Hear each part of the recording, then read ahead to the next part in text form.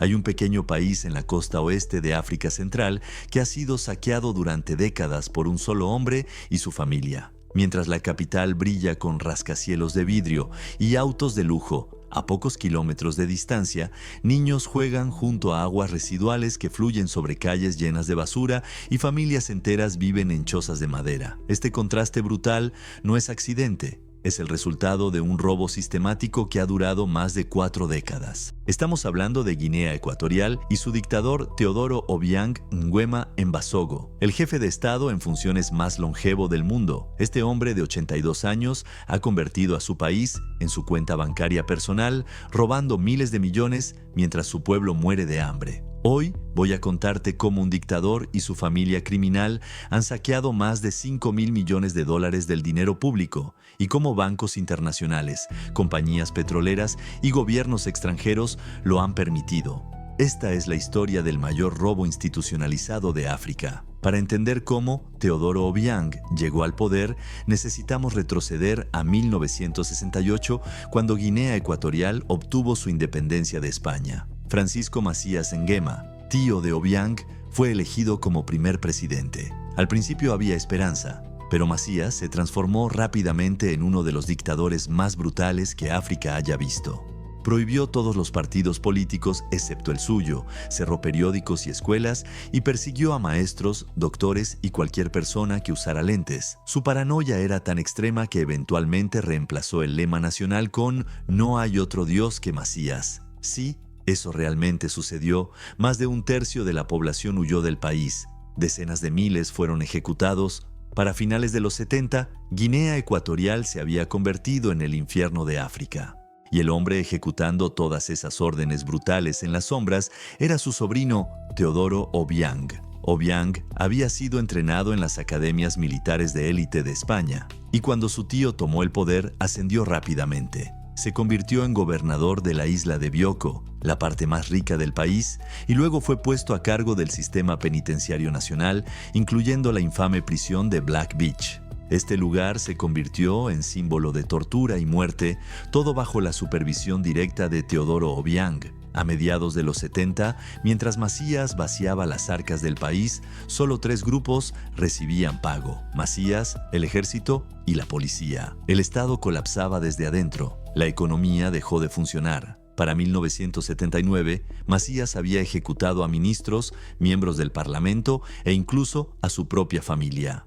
Pero cometió un error fatal. Ordenó el asesinato de un familiar cercano de Teodoro Obiang. El 3 de agosto de 1979, Obiang lideró un golpe militar respaldado por España. Capturó a su tío, quien intentaba huir llevando maletas llenas de efectivo. Lo que siguió fue uno de los juicios más bizarros de la historia moderna. Macías fue juzgado en un teatro lleno de 1.500 personas que presenciaron a su antiguo gobernante colgado del techo en una jaula. Fue condenado a muerte 101 veces y ejecutado por un pelotón de fusilamiento. Después de este juicio, Obiang proclamó una amnistía y aproximadamente 5.000 prisioneros políticos fueron liberados. Obiang prometió un nuevo comienzo, liberó más prisioneros, levantó la prohibición a la Iglesia Católica y restableció relaciones con Occidente. Pero había una cosa que mantuvo igual: prohibió todos los partidos políticos. Para 1982, organizó elecciones donde él era el único candidato. En 1989, volvió a competir contra sí mismo. Incluso después de que se permitieron partidos de oposición en 1992, Obiang logró ser reelegido en 1996 con 98% de los votos. Era un fraude evidente, pero nadie podía hacer nada al respecto. Entonces llegó el descubrimiento que cambiaría todo. A mediados de los 90, se descubrieron enormes reservas de petróleo en las aguas de Guinea Ecuatorial. Compañías estadounidenses como ExxonMobil, Marathon, Chevron y Hess inundaron el país con inversiones. En poco tiempo, Guinea Ecuatorial se convirtió en uno de los principales productores de petróleo de África. El PIB del país se disparó por las nubes. Para los 2000, esta nación de poco más de 1 millón de personas era técnicamente una de las más ricas per cápita del mundo, con un ingreso de alrededor de $26.000 por persona. El régimen proclamaba con orgullo que el país era el potencial Kuwait de África. Y como Kuwait, Obiang comenzó a construir a su familia como una monarquía, estableciendo una dinastía que gobernaría por generaciones. Pero mientras el petróleo fluía a raudales, el dinero no llegaba al pueblo. En lugar de traer prosperidad, la riqueza petrolera se convirtió en una herramienta para que Obiang apretara su control sobre el poder. Virtualmente todos los ingresos petroleros fueron declarados secreto de Estado bajo el control personal de Obiang. El presidente y su círculo íntimo trataban el Tesoro Nacional como su cuenta bancaria privada. Obiang construyó una red de patrocinio con leales en el ejército, gobierno y su clan étnico, convirtiéndolos en millonarios de la noche a la mañana. Y mientras Occidente predicaba sobre democracia en otros lugares, miraban hacia otro lado con Guinea Ecuatorial.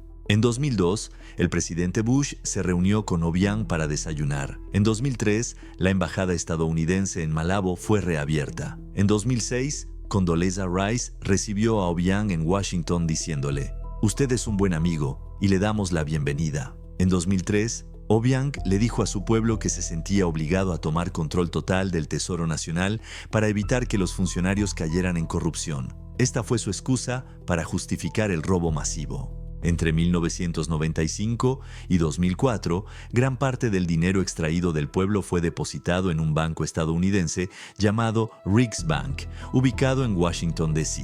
Riggs estaba completamente consciente del nivel de corrupción en Guinea Ecuatorial, pero no les importó. El presidente depositó más de $500 millones en más de 60 cuentas controladas por él y su familia, mientras más de 3/4 partes de la población vivían con menos de $2 al día. Entonces, ¿quién se beneficia de la riqueza de esta nación? Está Constancia Mangue, la primera dama. En un momento dado, 5 cuentas y 3 certificados de depósito en Riggs Bank estaban a su nombre, y ExxonMobil realizó varios pagos directamente a estas cuentas. Era copropietaria de la empresa Abayac, que recibía 15% de todos los ingresos. Para 2004, Abayac era la única compañía constructora en todo Guinea Ecuatorial.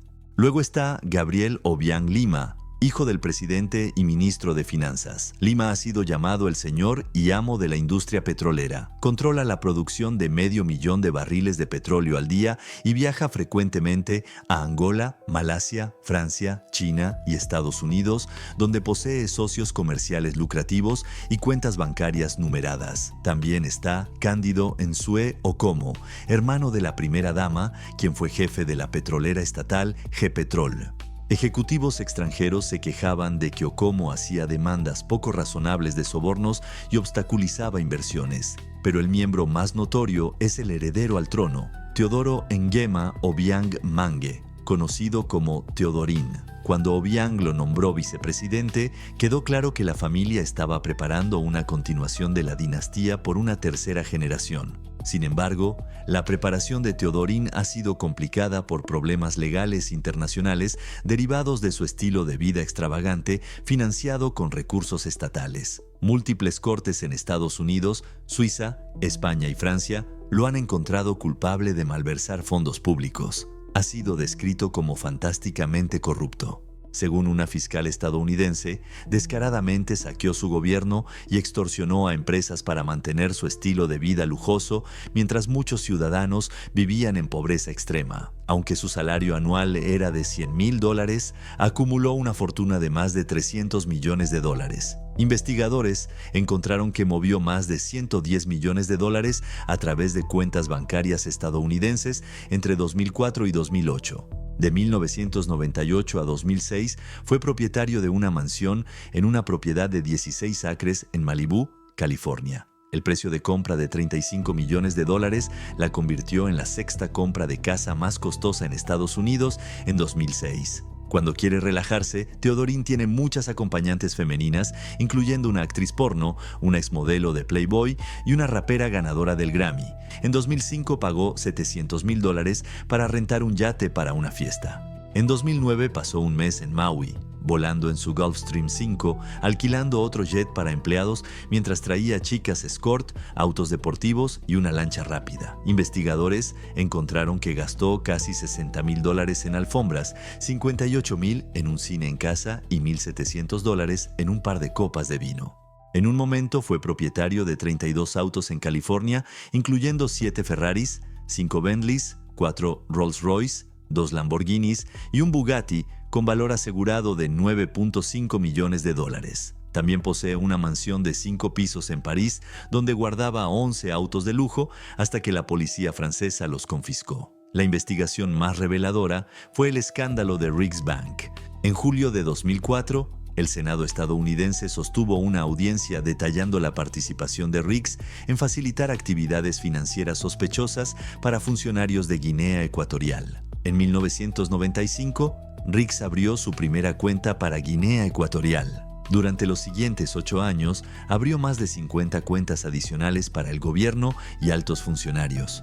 Para 2003, las cuentas se habían convertido en la relación más grande del banco, con saldos y préstamos que se acercaban a 700 millones de dólares. La investigación determinó que Riggs atendió las cuentas con poca atención a sus obligaciones antilavado de dinero, hizo la vista gorda ante evidencia de corrupción extranjera y permitió transacciones sospechosas sin notificar a autoridades. La sonda encontró que la cuenta petrolera era controlada por 3 personas: el presidente Obiang, su hijo Gabriel y su sobrino Melchor Esono. Cuando finalmente investigaron en agosto de 2003, identificaron numerosas transacciones sospechosas, incluyendo transferencias por casi 35 millones de dólares a compañías desconocidas con cuentas en jurisdicciones con secreto bancario. Había 3 transferencias por más de $1 millón enviadas a una corporación fantasma, propiedad de la esposa del gerente de cuentas de Riggs. Entre junio de 2000 y diciembre de 2003, 16 transferencias, totalizando más de $26 millones, fueron enviadas a Calunga Company en Banco Santander en Madrid. La familia no hizo esto sola. Tenían una red internacional de facilitadores. Además de Riggs Bank, registros judiciales implicaron a un exdiplomático soviético, Vladimir Kokorev, como jugador clave. En 2015, Kokorev, su esposa Julia y su hijo Igor fueron arrestados en Panamá por cargos españoles relacionados con el saqueo de Guinea Ecuatorial. Con todas estas acusaciones y evidencia, el gobierno de Guinea Ecuatorial continúa negando todo, pero el costo humano es devastador. Más del 70% vive en pobreza. Según el FMI, cuando los ingresos petroleros comenzaron a fluir en 1997, el gasto gubernamental en salud cayó de 6.4% a solo 1.2%. El gasto en educación cayó de 6.8% a 1.6%. El gobierno solo invierte del 2 al 3% del presupuesto en educación y salud. En 2003, el Departamento de Estado estadounidense criticó el gasto en servicios sociales, diciendo que había poca evidencia de que la riqueza petrolera se destinara al bien público. Sin embargo, ese mismo gobierno ha fallado en presionar por democracia real en Guinea Ecuatorial. Entonces la pregunta es, ¿qué se necesitará para liberar al pueblo de esta dinastía familiar que ha durado 57 años?